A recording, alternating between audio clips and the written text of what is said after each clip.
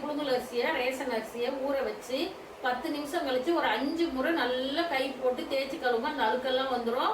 ஒரு கை உப்பு, நான் 3 கிலோவுக்கு கை நிறைய உப்பு போட்டு ஒரு 3 முறை கழுவுனேன். கல் உப்பு போட்டு 3 முறை கழுவிட்டு பார்த்தீங்கன்னா அப்படியே அரிசி நம்ம சாப்பாட்டு அரிசியை விட வெள்ளை வெள்ளையர்னு ஆகிடும். அதை காய வச்சு நல்லா மிஷினில் கொடுத்து அரைச்சிட்டு வந்து நல்லா ஜலிச்சு நல்லா வெந்நீர் வச்சு ஒரு 2 டம்ளருக்கு 1.5 டம்ளர் தண்ணி.